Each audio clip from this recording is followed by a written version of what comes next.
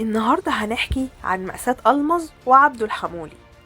من سنين كتير كان في سلطانة متربعة على عرش المغنى اسمها الست سكنة، وفي يوم من الأيام راحت لها بنت جديدة اسمها سكينة. كانت بتشتغل مع عاملات البناء بتشيل المونة على راسها، واتعودت سكينة في أوقات الفراغ تقعد وتغني لزميلاتها اللي كانوا بيقنعوها إن صوتها حلو جدا ولازم تروح للست سكنة. فضلت سكينة تأجل في الخطوة دي إنها تعرض صوتها على الست سكنة لحد ما اتشجعت في يوم وراحت لها.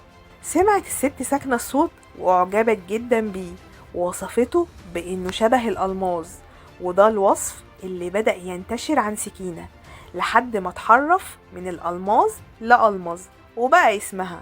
بعد فترة من انضمام ألمظ لتخت الست سكنة، اكتشف الجمهور إن صوت ألمظ أقوى بكتير من صوت الست سكنة اللي كانت بتكبر يوم بعد يوم ويشيخ صوتها معاها. في الوقت ده بدأت الغيرة تدب في نفس الست سكنة، فبقت تضيق على ألمظ لحد ما خلتها تسيب التخت وتروح تعمل فرقة محندقة كده على قدها تلف بيها على الأفراح في القرى والمدن الصغيرة. وفضلت الفرقة تكبر وألمظ تكبر والأفراح والليالي الملاح تكبر لحد ما وصلت للخديوي إسماعيل اللي اتقال إنه أعجب بيها كمطربة وكامرأة، وإنه كان عايز يحتقرها لنفسه بس هي رفضت. يوم بعد يوم بدأت الساحة تفضل ألمظ، خصوصا بعد ما الست سكنة قررت إنها تبعد عن الملعب، فبقى وقتها مفيش سيرة على الساحة الفنية إلا الاتنين، ألمظ وعبده الحمولي، واللي كانوا بيتقابلوا عادة في الأفراح الكبيرة. هو كان بيغني للرجالة وهي كانت بتغني للستات.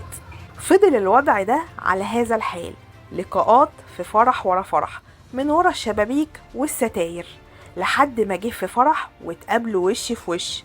يومها دار بينهم حديث جر من بعده كلام وحكايات، لحد ما عبده الحمولي حب ألمظ، وألمظ بقت متيمة بعبده الحمولي.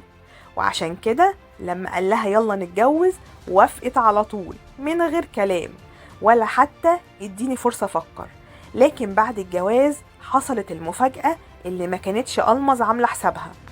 ألمظ اتفاجئت بان عبده الحمولي طالب منها انها تعتزل الغنى وتعيش ست بيت وبس.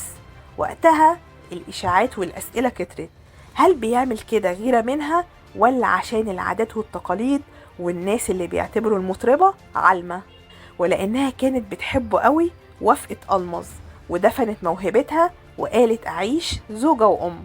لكن ألمظ عاشت زوجة بس من غير ما تبقى أم، لأنها اكتشفت إنهم مش هيقدروا يخلفوا، وهنا اضطرت إنها تدفن الحلم والأمل مرة تانية، وقالت أعيش زوجة وفية ومخلصة. لكن للأسف ماتت ألمظ في عز شبابها في سن 36 سنة، وفضل عبده الحمولي عايش بعدها 5 سنين في هم وغم لحد ما حصلها. وبس كده، لو عجبكم الفيديو ما تنسوش تشتركوا في القناة وتفعلوا زر الجرس عشان يوصلكم كل جديد.